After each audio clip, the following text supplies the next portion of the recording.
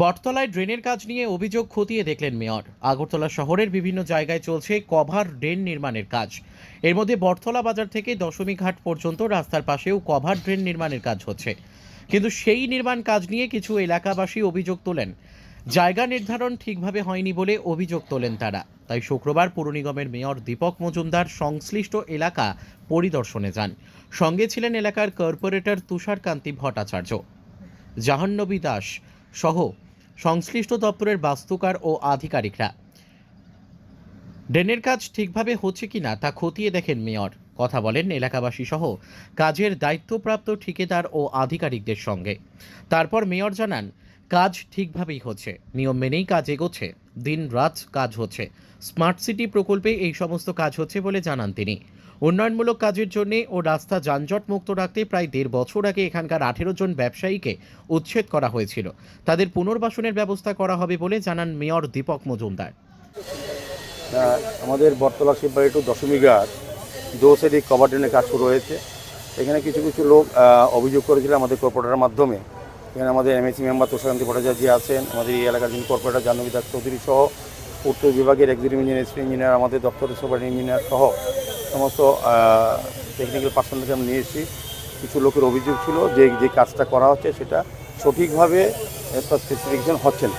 সেই কারণে আমাদের এক্সিকিউটিভ ইঞ্জিনিয়ার বা অন্যান্য অফিসারদের নিয়ে এসে এটা সত্যতা যাচাই করার জন্য এটা ভিজিট করেছি। তো আমরাও নির্দেশ দিয়েছি যেখানে যেখানে কিছু কিছু জায়গায় নিয়ম মতো হয়নি সেগুলো যাতে পুনরায় সুন্দর মতো কাজ করে সেভাবে নির্দেশ দেওয়া হয়েছে। সার্বিকভাবে আমি বলবো কাজটা খুব সুন্দরভাবে চলছে। এটা ব্যস্ততম রাস্তা, এই এলাকার মানুষের ব্যবসায়ীদের একটু সহযোগিতা করতে হবে। দিনে রাত্রি কাজ হবে। আগরতলা সারা আগরতলা এখন কাজ শুরু হয়েছে। দেখবেন স্মার্ট সিটি, পৌর নিগম, পৌর দপ্তর, নগর দপ্তর কাজ করছে।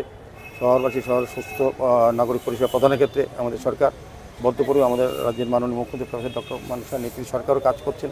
তো উনিও মুখ্যমন্ত্রীও সময় আমাদের পরামর্শ দিচ্ছেন। তো সেই নির্দেশে কাজ চলছে সারা শহরে। আর বিশেষ করে বটতলা জায়গাটা এখানে কিছুদিন আগে ১-১.৫ বছর আগে যারা বেআইনিভাবে অবৈধভাবে ব্যবসা করছিলেন এই জায়গাটা দখল করে তাদেরকে সরিয়ে দেওয়া হয়েছিল।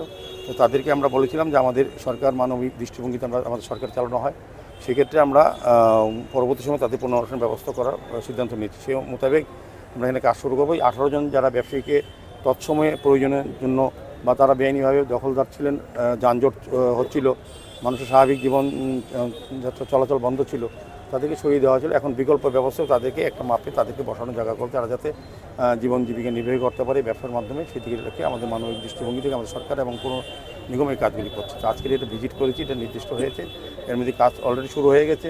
আর ড্রেনের নির্মাণ শহরের বিভিন্ন জায়গায় আমরা চেষ্টা করছি যাতে সুন্দরভাবে যেটা যে অনুযায়ী মাপ ঝোঁক আছে সেভাবেই কাজ করা হচ্ছে এবং যে স্পেসিফিক অনুযায়ী কাজ করার কথা আমরা ঠিকাদার এজেন্সিকে বলা হচ্ছে। আমাদের যারা টেকনিক্যাল পার্সন, আমাদের ইঞ্জিনিয়ার যারা আধিকারিকরা আছেন তারাও দেখছেন। আমার মনে হয় জনগণের সাহায্যে এগিয়ে আসতে হবে। আমাদের কাজ পুরোদমে চলবে।